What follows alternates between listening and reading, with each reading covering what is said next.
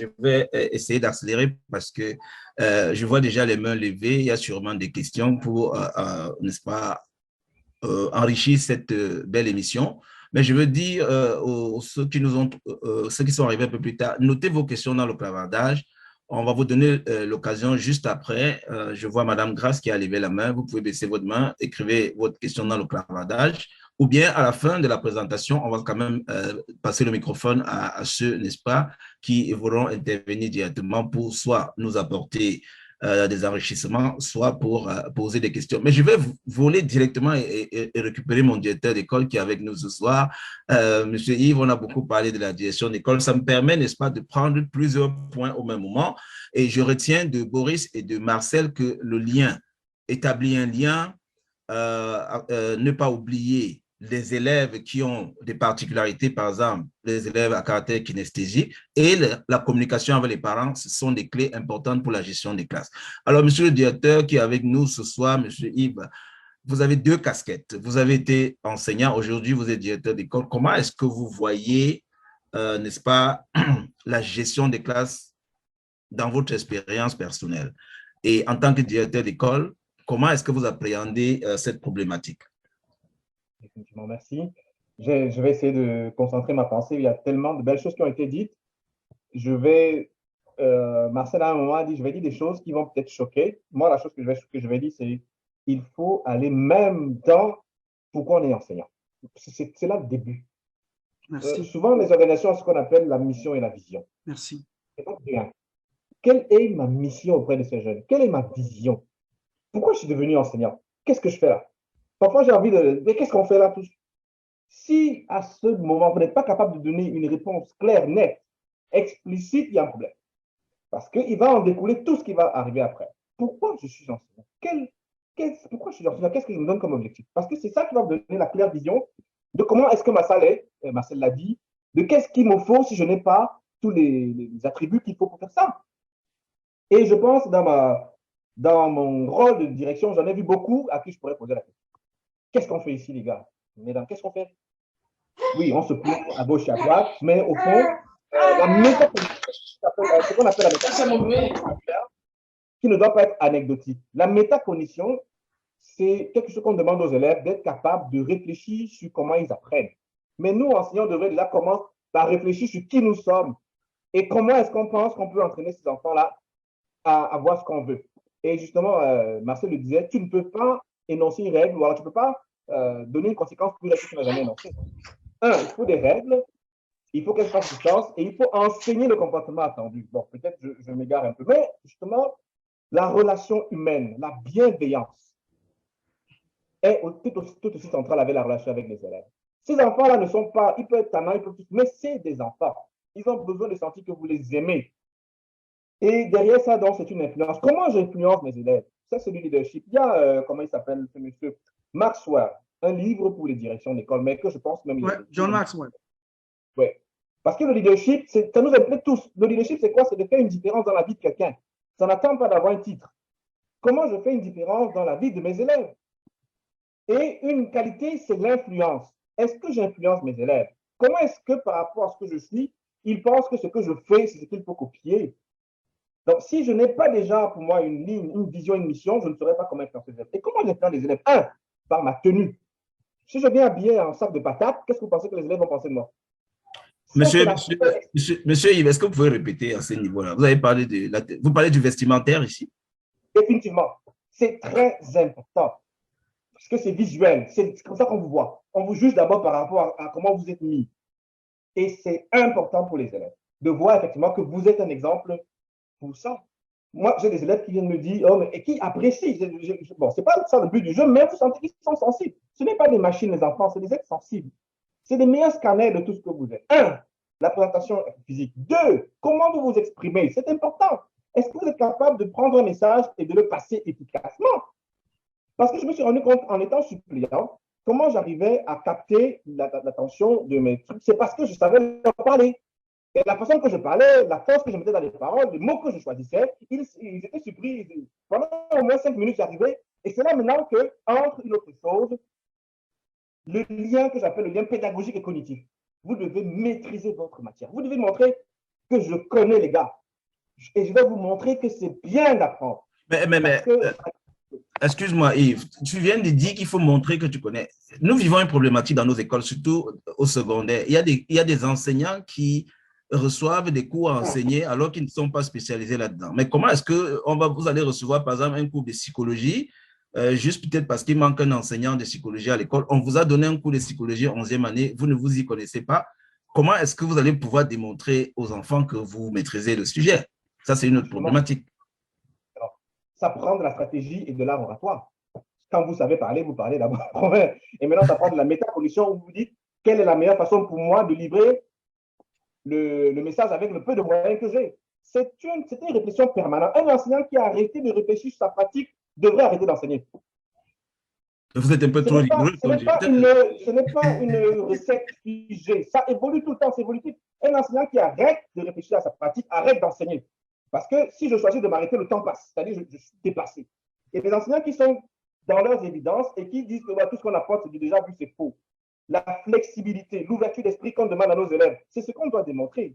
Bon, je vais terminer en disant effectivement qu'en termes de planification, ça prend effectivement de savoir, de connaître ses élèves et de pouvoir faire la différence entre un terme qui est assez leadership, un problème technique et un problème adaptatif. Et Marcel l'a dit, tu ne peux pas donner une punition par rapport à quelque chose qui n'a rien à voir. Donc, autrement dit, c'est quoi un problème adaptatif chez les élèves? C'est ce qu'ils pensent.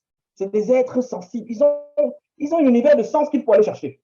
Parce que notre rôle, c'est quoi? C'est de prendre ce qui fait du sens pour nous et de le transformer pour qu'ils rentrent dans leur univers de sens. C'est comme ça qu'ils sont intéressés et c'est comme ça que vous pouvez créer chez eux l'envie d'apprendre. Donc, si effectivement, on n'a pas cette capacité à aller les comprendre, à savoir qui ils sont, c'est les élèves qui ont prendre du temps de leur parler, de questionner. Et justement, les conseils scolaires aujourd'hui sont dans ce qu'on appelle les profils de classe. Ce n'est pas anecdotique, ce n'est pas juste pour faire du remplissage. Le profil de classe, c'est l'une des façons d'entrer et de connaître qu'est-ce qu'il y a dans la tête de vos élèves. Et ce qu'on appelle aujourd'hui l'approche universelle de l'apprentissage, c'est dire effectivement, j'ai des élèves de 5e année, est-ce que réellement ils sont en 5e année? Si tu parles de 5e année avec de belles présentations et tu les as perdus, tu ne sais pas où ils sont. Prendre l'élève où il est pour l'amener là où on peut. C'est quelque chose qui va au moins déjà régler une bonne partie des élèves qui sont désintéressés et que vous n'occupez pas et qui vont s'occuper autrement. Bon, je termine en disant effectivement, la gestion de classe a 3 composantes d'après moi. Une composante pédagogique, la planification. Je vois des enseignants qui, c'est quand les élèves sont là, va me faire la photocopie, et aujourd'hui, c'est trop tard. C'est trop tard. Quand les élèves entrent et ils n'ont rien à se mettre là, ils commencent à s'occuper et vous les récupérez difficilement. Il faut être prêt, il faut planifier. Planification à rebours. C'est-à-dire, évaluer ce que vous avez enseigné, parce que la frustration est de là. Je ne sais pas si à l'élémentaire, mais au secondaire, c'est vrai. Beaucoup d'élèves sont frustrés, n'aiment pas beaucoup parce qu'ils se rendent compte qu'ils ne sont pas évalués. Évaluer ce que vous avez enseigné, la cible ne doit pas être mobile. 2, la planification, c'est la planification. Gestion des comportements. Établissez des règles, soyez fermes et donnez les conséquences. Ne soyez pas gentils, ne négociez pas avec ces élèves-là. Soyez fermes et donnez les conséquences quand il faut, mais soyez juste et équitable. Et 3, la gestion de l'environnement, le respect. Un enseignant pour qui le respect est une valeur cardinale va le dire à ses élèves et les élèves vont le modéliser et les élèves vont le prendre au sérieux. C'est comme ça qu'il va les influencer. Et justement, où est-ce que je voulais en venir pour terminer, effectivement, c'est que soyez des apprenants. On est des apprenants. Quelqu'un qui vient enseigner, c'est déjà faux, tu es dans l'erreur. Parce qu'un ordinateur ferait la même chose.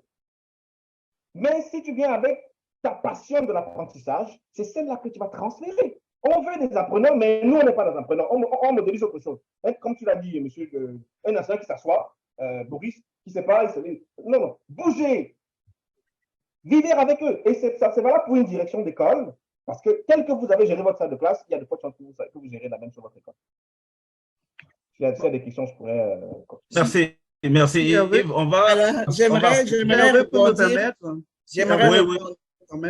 Une minute pour chacun, parce qu'on va passer aux autres questions qui sont très brûlantes là tout à l'heure, les deux autres dernières questions avant de permettre au public d'intervenir ici. Alors Marcel, je te donne cette minute-là, vas-y rapidement. Alors, ce que moi je dirais ici, je m'adresse surtout aux enseignants, ils peuvent être nouveaux, ils peuvent être chevronnés.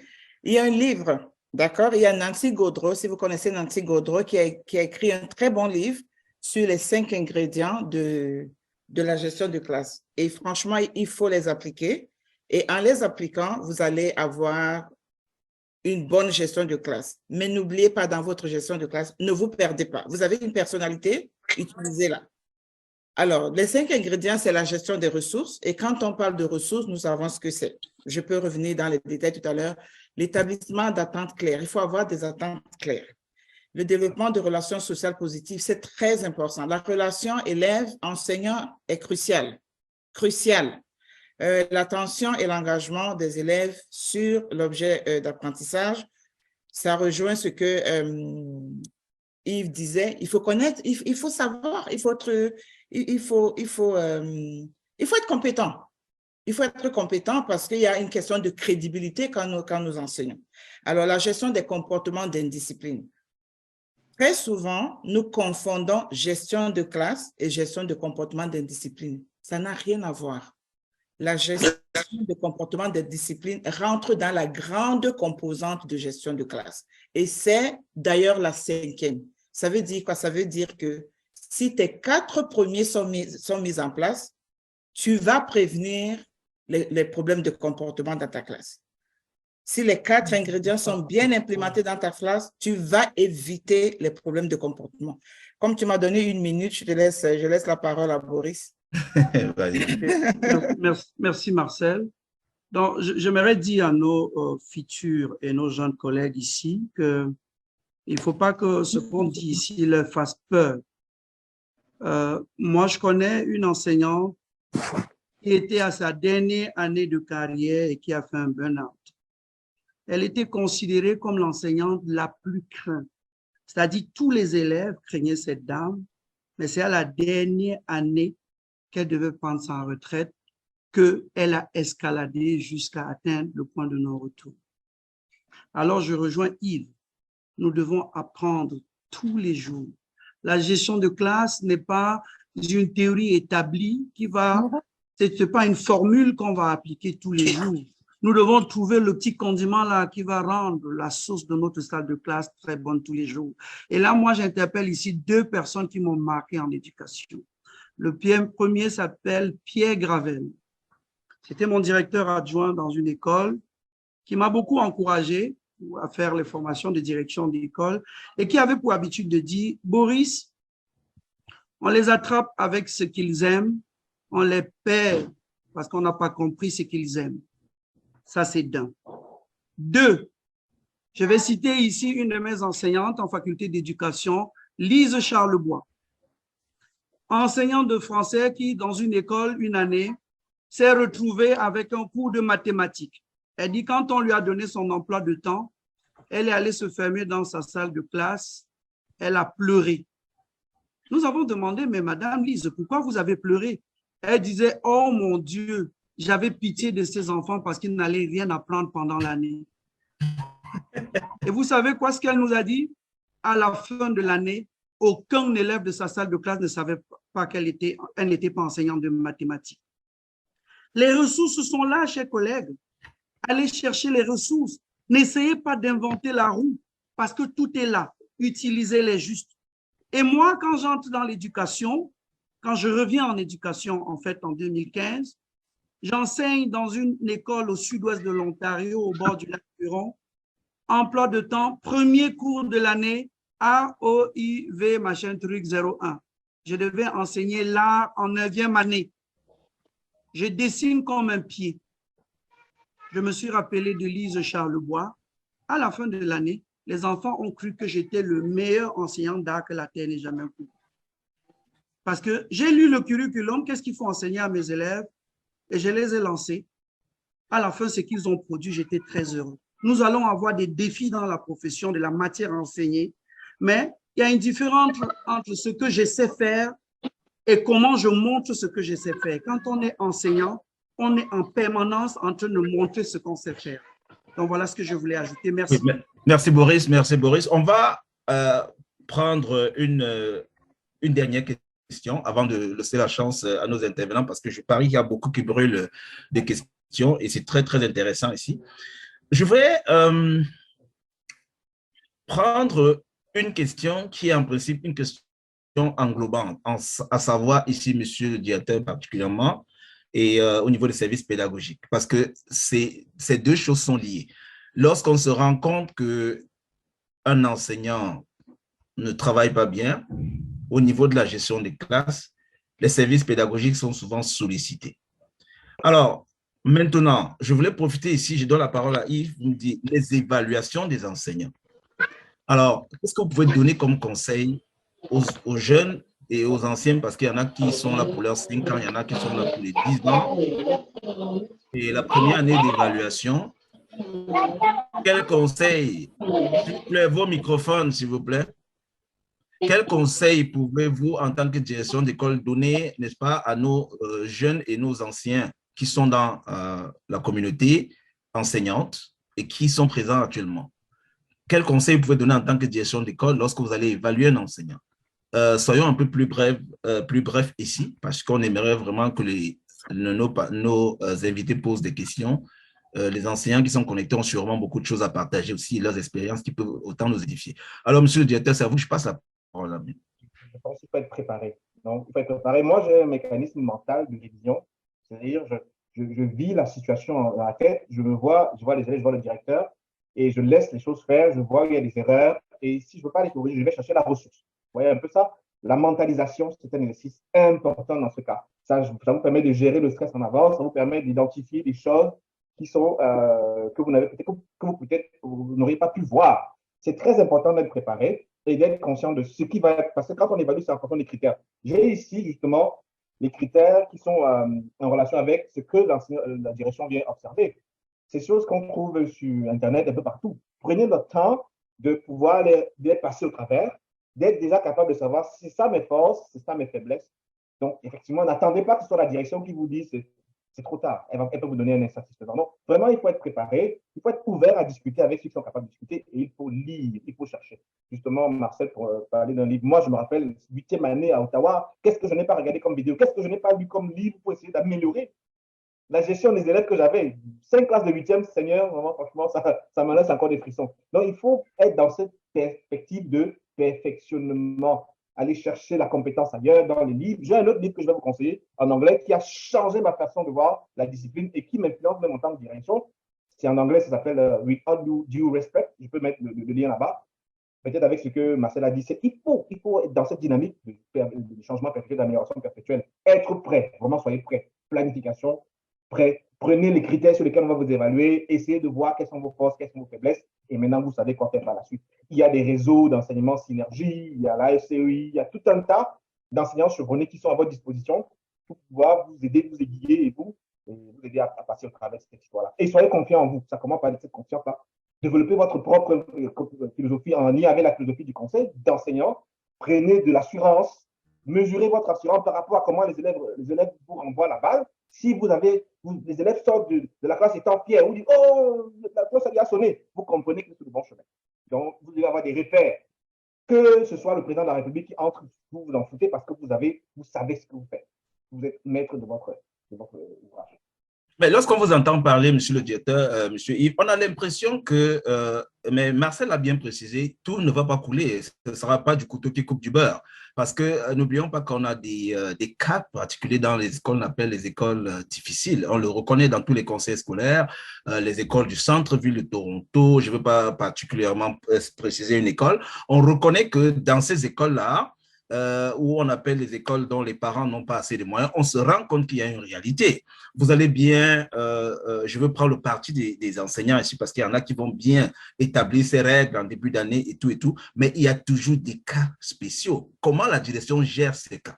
Parce qu'on a toujours un moment l'impression que ça devient un ping-pong entre la direction, l'enseignant va renvoyer l'élève qui n'écoute pas, qui manque du respect à l'enseignant. On l'envoie à la direction et parfois la direction lui donne des primes. Hein, on voit que la direction de son ami de temps en temps, on le renvoie en classe. Qui a ouvert son micro là? S'il vous plaît, le microphone, mademoiselle Florentine, madame Florentine, excuse-moi, ça devient constant là, s'il te plaît. Bien, on voit que les enseignants souffrent de cette réalité-là. Il y a des élèves vraiment qui sont problématiques. Alors, ils jouent sur le fait qu'ils vont aller au bureau, ce qui n'est pas très conseillé parce que c'est déjà une mauvaise touche pour l'enseignant d'envoyer constamment l'élève au bureau. Mais il y en a des moments où on ne peut rien contre cet élève-là. L'enseignant est débordé, submergé et comme on dit, c'est le burn-out qui s'ensuit. Maintenant, est-ce que vous, en tant que directeur d'école, vous allez aimer avoir un burn-out, qu'est-ce que l'école fait? Est-ce qu'au niveau des mentors qu'on envoie superviser ou bien aider le jeune enseignant, est-ce que vraiment la direction de l'école se rassure que le mentor fait très bien son travail? Parce qu'il y a des mentors qui sont plus occupés encore et qui n'ont pas souvent du temps. Je vais peut-être permettre ici à Marcel, qui est au niveau des services pédagogiques, parce qu'ils sont toujours sollicités d'aller voir lorsque l'enseignant a raté son évaluation. Alors, est-ce que Marcel, vous avez déjà été présent dans une situation où vous devez donner des conseils à un enseignant qui a raté son évaluation pour la première fois à cause peut-être de cette problématique de la gestion des classes?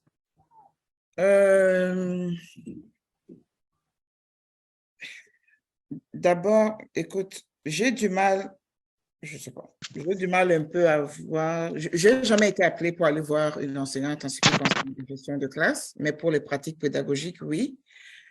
Mais je dirais que tout à l'heure, j'ai entendu, je vais d'abord revenir sur ce que j'ai entendu tout à l'heure. Il faudrait que nous fassions attention aux mots que nous utilisons. Tout d'abord, j'ai entendu tout à l'heure, Boris, excuse-moi de revenir dessus, quand tu as dit que… Ton micro s'est arrêté. Marcel, ton micro. Marcel, ton micro est désactivé. Il y a quelqu'un qui s'amuse à fermer les micros, je ne sais pas qui, c'est pas moi qui l'ai fait. Oh là là là là là là. Et j'arrivais même pas à l'ouvrir. Ça, c'est des enseignants à qui on va donner des conséquences. C'est nos élèves aux besoins, là, avec les besoins. Okay. Alors, ce que je veux dire est que cet enseignant qui a fait un burn-out, et j'ai entendu que Boris a dit c'est l'enseignant qui était le plus craint, mais je pense qu'il a fait un burn-out parce qu'il était craint. Les élèves n'ont pas à craindre un enseignant. Les élèves ont à respecter un enseignant. Le respect est très important. À mon avis, quand les élèves commencent à craindre un enseignant, moi, personnellement, si mes élèves commencent à me craindre, je vais avoir peur qu'il n'ait des comportements que je ne pourrais pas maîtriser et qui vont avoir des besoins auxquels je ne pourrais pas répondre parce qu'ils ne se sentiront peut-être pas à l'aise avec moi. Alors ça m'interpelle énormément d'entendre qu'un enseignant est craint. OK. Maintenant, en ce qui concerne la gestion de classe… l'appui que les services pédagogiques apportent. Et l'appui que les services pédagogiques apportent, oui, on apporte de l'appui. De toute façon, quand on va pour les pratiques pédagogiques, tu ne peux pas enseigner dans une classe qui n'a pas de gestion. Donc, c'est naturellement qu'on le fait. Je n'ai jamais été appelée parce qu'une enseignante ou un enseignant a raté son évaluation à cause de la gestion, mais quand on y va pour les pratiques pédagogiques, il faut qu'il y ait une certaine gestion de classe. D'accord? Moi, j'ai été dans une classe, par exemple, avant-hier, et j'ai été vraiment impressionnée. Et ça m'a donné envie de retourner en salle de classe, en fait, parce que tellement l'enseignante a une bonne relation avec ses élèves, ils ont des codes avec lesquels ils fonctionnent, il suffit de dire, et les élèves. Et puis, il ne faut pas seulement créer le lien enseignant-élève, qui est très important, oui, mais il faut aussi créer le lien élève-élève. Il ne faut absolument pas accepter le manque de respect d'un élève vers un autre élève. C'est comme, par exemple, quand vous leur dites, quand tu dis, on met les règles en place, mais c'est normal que si tu arrives avec des règles dans la classe et que tu les imposes aux élèves, c'est normal que ça ne fonctionne pas. C'est normal que ça ne fonctionne pas. Je pense que la discussion que nous sommes en train d'avoir ce soir, c'est pour amener les enseignants qui sont ici à prendre conscience. Et comme Yves l'a dit tout à l'heure, il faut tout le temps se remettre en question. Moi, si mes élèves ne réussissent pas une évaluation, la première chose que je fais mon introspection. Est-ce que je leur ai posé les bonnes questions? Est-ce que mon évaluation répondait? Est-ce que mes élèves étaient déjà prêts même à passer cette évaluation? Est-ce que je me suis assurée que tout ce qui devait être fait en amont a été fait? Parce qu'il ne faut pas juste aller voir l'élève qui n'a pas réussi. Pourquoi il n'a pas… Commençons par nous poser des questions, commençons par nous remettre en cause.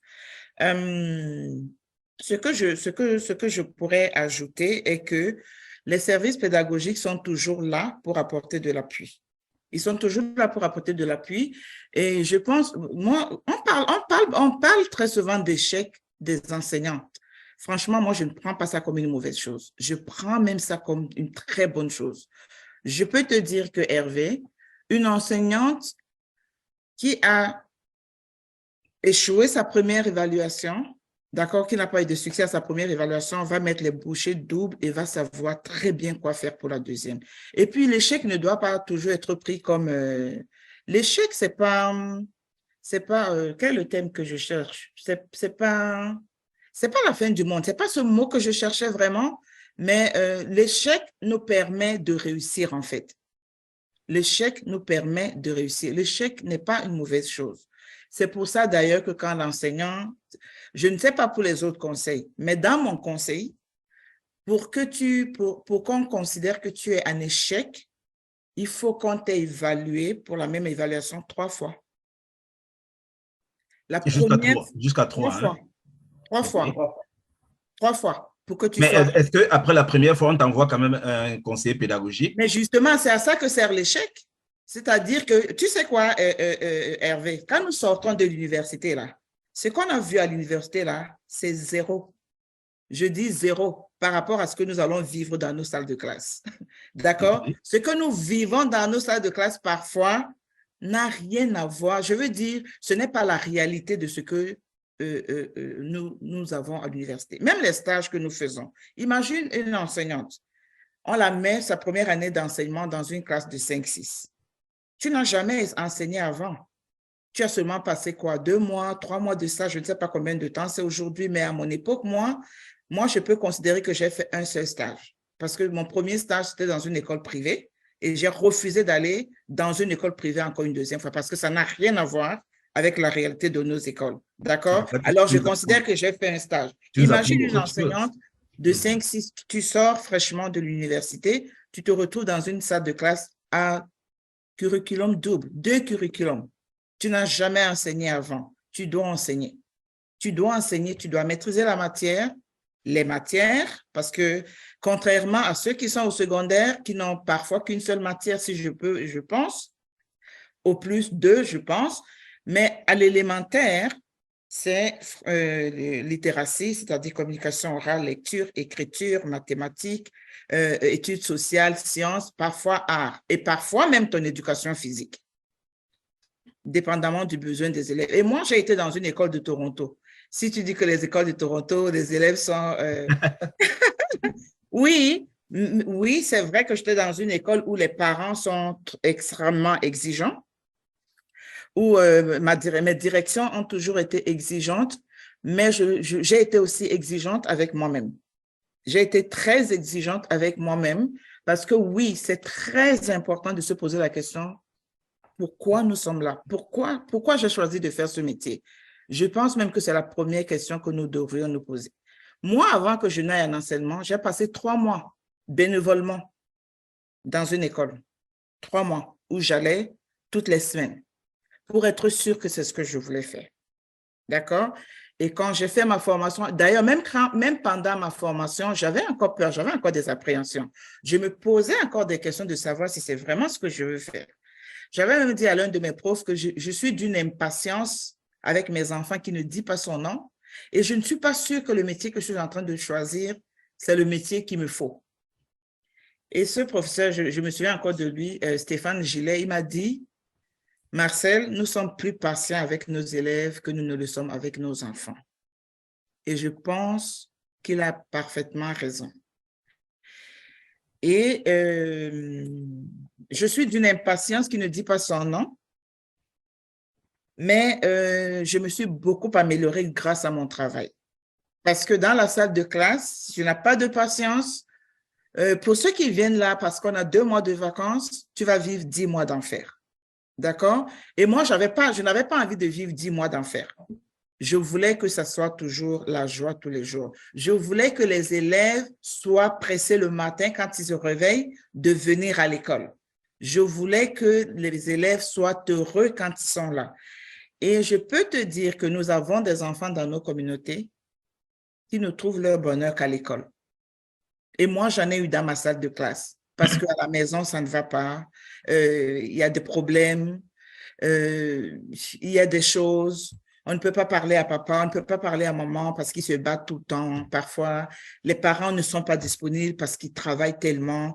Alors, le seul endroit où cet enfant se sentait en sécurité, c'était dans la salle de classe. Et c'est ce que nous devons avoir tous les jours. Merci Marcel, merci. On sait que là où on est, on a tellement à dire et vraiment cette émission n'est que une introduction par rapport à toutes les problématiques que nous vivons. Marcel, aujourd'hui, tu nous détailles, Yves, vraiment le travail est exceptionnel et on en apprend beaucoup. Mais je reviens à une autre question pour peut-être terminer cette partie et laisser la possibilité à nos invités, n'est-ce pas, de réagir. Yves, je te posais une question. En tant que directeur d'école, j'ai le petit Pitou dans ma classe qui ne peut ni rester dans ma classe. Et quand je l'envoie au bureau, tu lui donnes des pommes et puis je me le ramène en classe. Comment est-ce que moi, je peux gérer ça? Réponds-moi ça en 1 minute comme un directeur d'école, s'il te plaît. Parce qu'on en a dans les écoles. C'est un travail d'équipe où chacun doit faire son rôle. La première chose, c'est qu'est-ce que l'enseignant a fait pour aller chercher cet élève? Est-ce qu'il s'en débarrasse? Parce qu'évidemment, parfois, quand tu parles avec l'élève, tu te rends compte que l'enseignant, ce n'est pas son souci, c'est de l'envoyer sans s'en débarrasser. Mais l'enseignant est tanné. Oui, mais pardon, excuse-moi là, parce que j'ai voulu répondre avant même que Yves ne parle en tant que directeur. J'ai voulu répondre d'abord en tant qu'enseignant. Permets-moi, Yves, s'il te plaît. Écoute, Hervé. Boris, je vais te revenir, oui. Hervé, cet enseignant, pourquoi est-ce que cet enseignant envoie l'enfant au bureau? Moi c'est ma première question. Ne respecte aucune règle établie, même s'il était en classe lors de l'établissement des règles.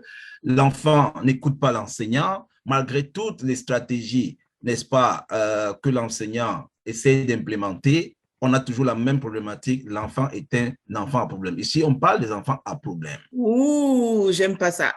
Je n'aime pas ça. Alors, si je m'assure que l'enseignant fait ce qu'il a fait, parce qu'il faut chercher. À l'Université d'Ottawa, vous avez dit une chose sur laquelle j'avais craché. La seule limite, c'est notre imagination. L'enseignant doit laisser son imagination. Pour chercher nos élèves, il faut être un monstre d'imagination. Ne laisser aucune barrière. Cet enfant est frustré, là, c'est tellement quelque chose, une barrière sur l'apprentissage, quelque chose que l'enseignant n'est pas capable d'aller chercher, n'a pas le temps, n'a pas la volonté. Maintenant, évidemment, mon rôle, c'est quoi? C'est justement d'aider mon enseignant, parce que je ne sais pas qu'il a un burn-out. Moi, c'est ce que je fais en tant que direction, je ne peux pas jurer pour les autres. J'interviens. Je marche, je circule. Le simple fait de circuler élimine déjà au moins 80% de petits choix. Les élèves, parce que je vais être parmi eux. Ça, c'est ma politique en tant que je circule. Et souvent, il m'arrive même de voir un truc, genre, envoyez-moi l'élève tel. J'appelle comme on l'envoie, je dis, mais qu'est-ce que tu faisais? Donc, c'est un peu comme ça que j'essaye de faire en amont. Maintenant, s'il dérange, effectivement, il y a la discipline politique qu'il faut mettre en place. Fiche de réflexion, appel de parents, retrait à l'interne, suspension. Ça va être une suspension parce qu'effectivement, les élèves qui dérangent, ce n'est pas vraiment ce que la loi attend. Il va falloir les adresser. Maintenant, si c'est un cas spécial, il y a des écoles pour ça, la section 23. S'il s'avère que ce comportement est lié à quelque chose qui est organique, qui est peut-être lié à un dysfonctionnement dans le cerveau, quelque chose comme ça, là, ces élèves à grand besoin sont dans les écoles spécialisées, la section 23, ou alors effectivement, ils ont un PEI. Bon, enfin, le PEI, ce n'est pas forcément la solution si on ne veut rien, mais je pense que tout dépend de comment l'enseignant pense qu'il va avoir cette relation avec l'élève. C'est fondamental. Merci.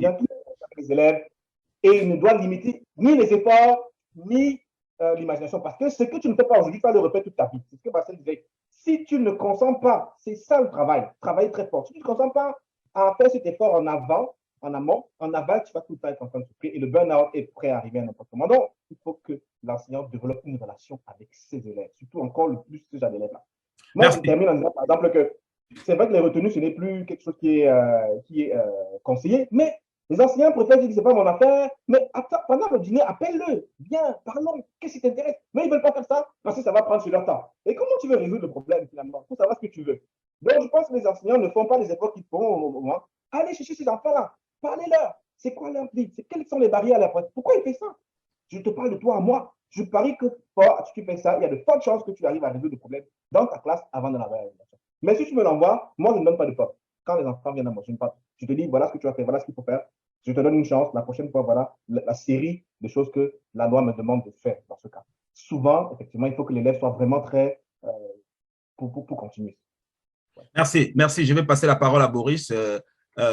Boris, tu vas nous parler rapidement de l'évaluation et nous allons commencer à prendre les interventions.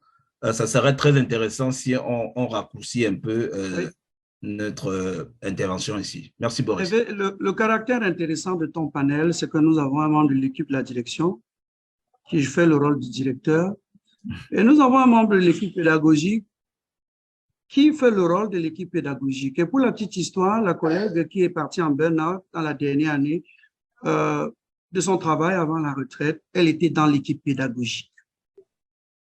La dynamique d'une école est plus difficile à comprendre que les théories que nous énumérons ici. Là où je vais nous interpeller, c'est de faire attention parce que nous avons des jeunes, des nouveaux enseignants, des gens qui sont dans leur deuxième et troisième carrière, parce que la plupart des enseignants issus de la communauté ethnoculturelle sont souvent dans leur deuxième ou troisième carrière.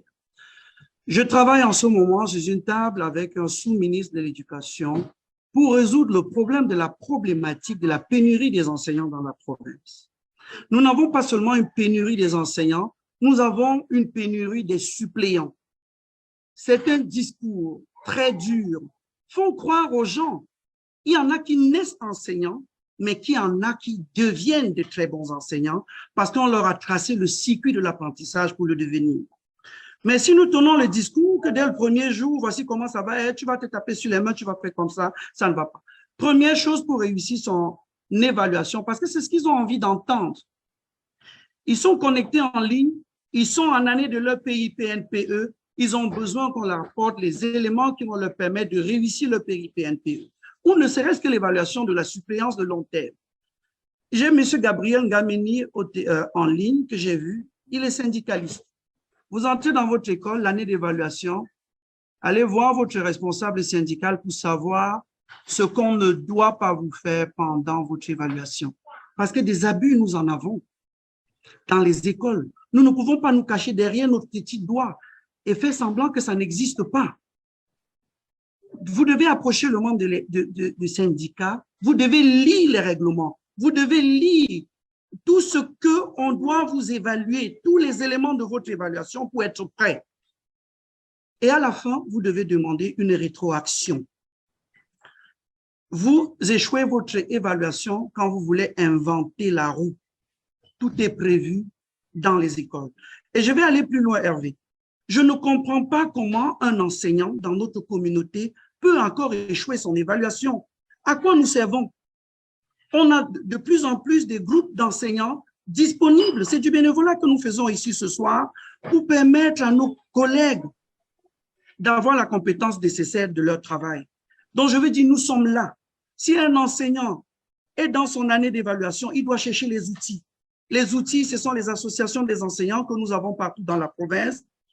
Nous sommes là pour vous accompagner. La CEPAP est là, Synergie Éducation est là. Il y en a plusieurs associations des enseignants. Et si vous avez le doute, je vous en prie, sur la compétence que vous recherchez dans votre profession, allez vers les personnes ressources qui vont vous aider. Je suis sûr que Hervé est une ressource redoutable. Ne serait-ce qu'à vous diriger vers les personnes qui vont vous aider à la réussite de votre carrière. Celui qui échoue son évaluation, c'est celui qui a refusé d'utiliser les ressources disponibles dans la province. Voilà ce que je voulais dire. Merci.